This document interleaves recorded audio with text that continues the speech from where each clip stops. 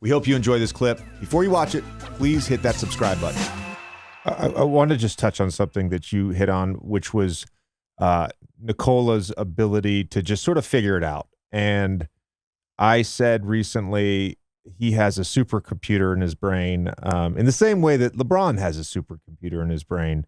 And at this point in his career, he's seen every defense and every coverage. And it's just, he's really just one of the most fascinating players. I know last time on the podcast, you talked a lot about him.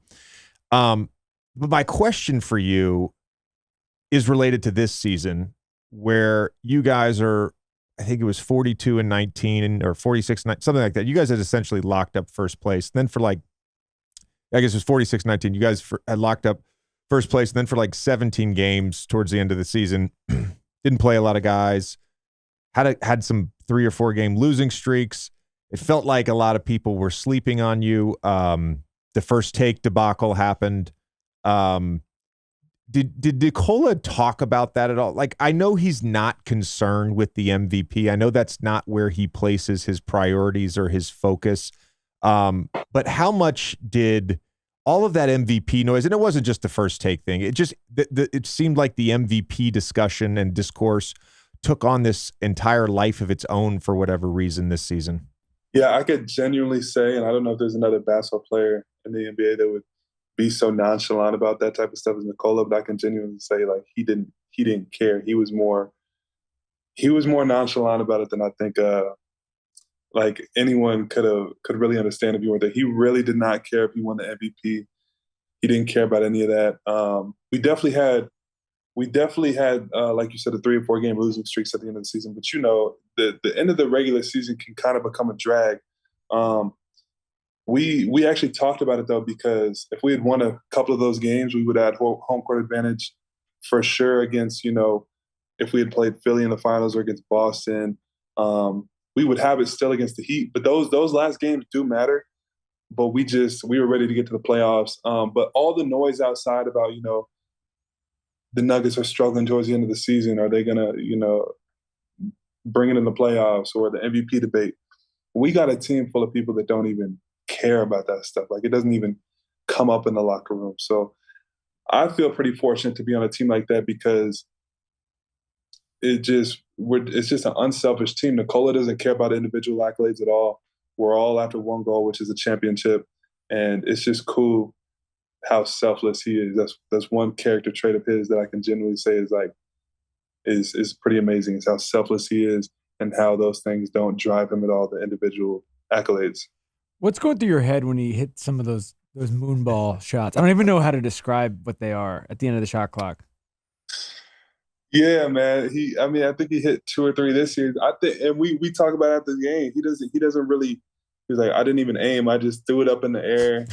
I think that his touch and his just awareness is just kind of like, it's just there without him really having to try it. So in the shot clock situation, he just throws it up in the general vicinity of the rim, and it goes in sometimes. Like KCP says, like, for him, his hands are quicker than his eyes. Like, he gets a lot of, he strips the ball a lot.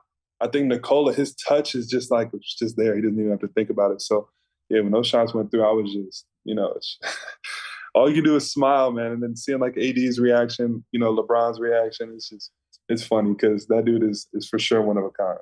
It feels like with him, his ability to anticipate the play before the play before the play, it's like a beautiful mind.